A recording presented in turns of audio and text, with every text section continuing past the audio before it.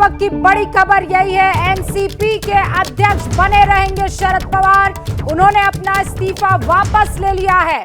Party के अध्यक्ष पद से जब से उन्होंने इस्तीफा दिया उसके बाद से त्राहिमाम मानो मचा हुआ था। एनसीपी में लोग बड़े बड़े पोस्टर छपवा रहे थे, अपने पदों से इस्तीफा दे दिया था। लेकिन अब जो उन्होंने कहा था कि 2-3 दिन का वक्त चाहिए मुझे सोचने के लिए, अपने इस फैसले पर पुनर्विचार करने के लिए शरद पवार सबके सामने आए और उन्होंने क्या कहा, आप सुन लीजिए।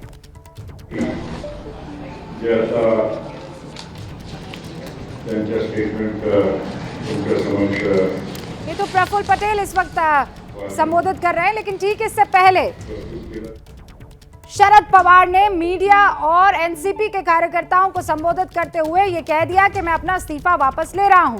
जितेंद्र, ये गजब का जिसे कह सकते हैं, जितेंद्र और रौनक दोनों मेरे सहयोगी इस वक्त हमारे साथ मौजूद है, जरा उनका रुख कर लेते हैं। नाच गाना दिख रहा है पीछे, रौनक हमें।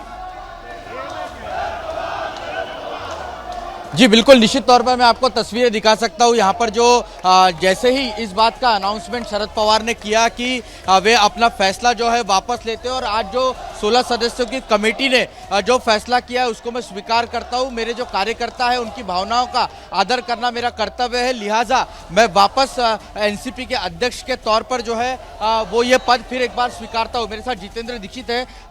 ये बताइएगा कि ये जो फैसला हुआ है और ये जो पिछले 2-3 दिनों में घटनाक्रम देखने को मिला, आप इसको किस नजरिए से देखते हैं? देखिए, मुझे लगता है कि ये फैसला वापस लेकर शरद पवार ने एक तीर से कई निशाने साधे हैं।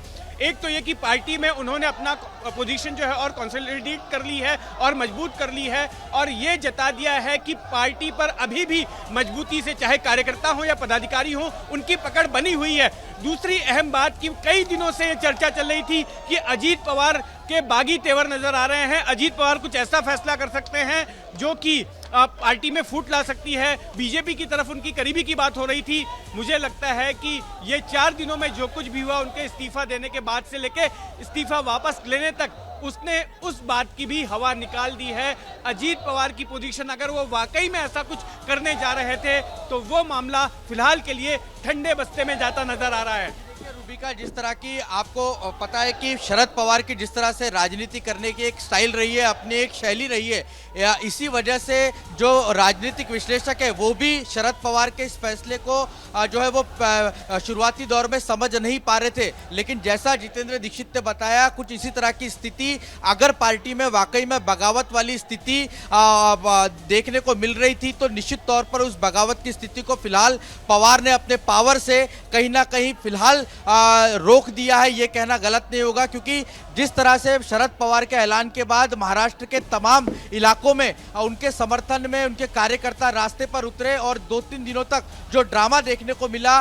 वो निश्चित तौर पर ये बताता है कि शरद पवार यानी कि एनसीपी और शरद पवार का पूरा कंट्रोल जो है पार्टी पर अब भी है। कोई दूसरा व्यक्ति इस पार्टी को चलाने के लिए फिलहाल जो है कार्यकर्ता उसको एक्सेप्ट करने के लिए तैयार नहीं है। मेरे ख्याल से रौनक और जितेंद्र, आप वहां की राजनीति को बहुत अच्छे से समझते हैं।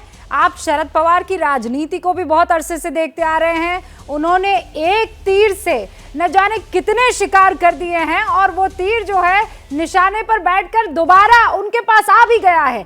यही शरद पवार की राजनीति है। क्या मजबूरी है मेरी, बताइए।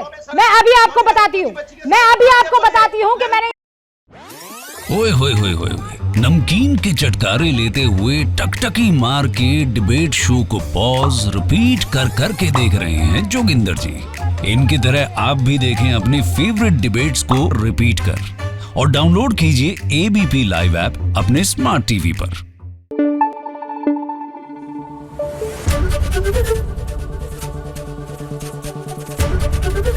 एबीपी न्यूज आपको रखे आगे।